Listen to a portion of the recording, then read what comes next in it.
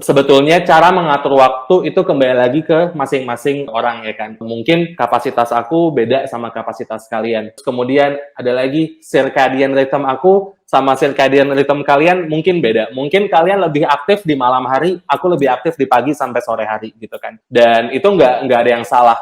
Hanya kembali lagi gimana caranya kita bisa mengatur waktu yang kita punya, yang tersedia, agar kita bisa produktif secara maksimal. Tip pertama adalah track your time. Kalau misalnya kalian bisa nge-track waktu kalian, itu kalian jadi paham. Misalnya nih, let's say dalam satu hari, misalnya aku sebagai social media manager, di hari Senin aku ada dua hal yang aku fokusin. Yang pertama adalah bikin caption, yang kedua aku bikin visuals. Kalau misalnya kita nge-track waktu kita jadinya paham, oh kita spend berapa jam untuk bikin visuals, dan kita spend berapa jam bikin captions. Let's say misalnya untuk bikin visual, aku spend kurang lebih 3 jam. Dan untuk caption, aku kurang lebih spend 1 jam. Kalau misalnya kita sudah berhasil nge-track waktu ini selama kurang lebih, taruh deh sebulan, kita jadinya bisa menentukan rata-rata berapa jam yang kita keluarkan untuk mengerjakan satu task. Kemudian kalau misalnya kita nge-track waktu kita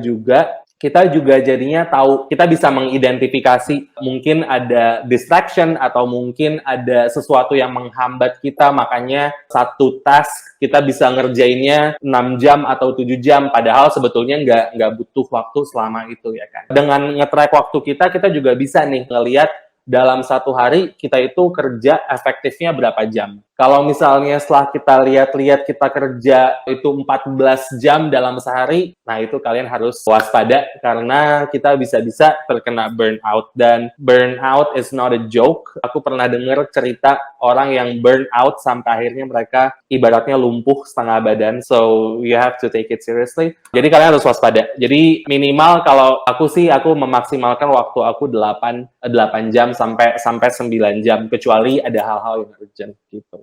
Dengan kalian nge-track waktu kalian, jadi kalian bisa menentukan kan kalian itu efektifnya berapa jam sih kerjanya dalam satu hari. Terus ada satu hal lagi yang aku suka, aku nggak masukin di slides ini. Kalau misalnya kalian track your time, ini berguna banget untuk freelancers atau untuk pekerja remote, kalian bisa narik datanya. Ada 2 tools yang aku pernah coba dan yang aku suka adalah Hubstaff, dan ada satu lagi namanya Clockify. Ini sebetulnya sama sih, kurang lebih sama. Jadi mereka adalah semacam software yang bisa track waktu kalian.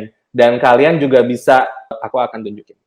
Nah, ini tampilan Hubstaff. Jadi kalian bisa akses dari 2 device, dari desktop atau dari laptop juga. Kalian bisa masukin task kalian dalam satu hari. Misalnya kalian dalam satu hari mau fokus kerjain 4 tasks. Nah, nanti si Hubstaff itu bisa nge-track waktu kalian spend-nya berapa jam dalam satu task. Kalian juga bisa narik datanya, sehingga suatu hari kalau misalnya, let's say, manajer kalian mau ngelihat jam kerja kalian bisa secara gampang pull the data ya kan. Dan ini juga berguna banget untuk freelancers yang dibayarnya per jam, karena dengan kalian narik data ini, kalian juga bisa ngasih ke si klien sebagai semacam bukti lah kalau misalnya kalian kerjain A, B, C, D, E dalam waktu XYZ gitu.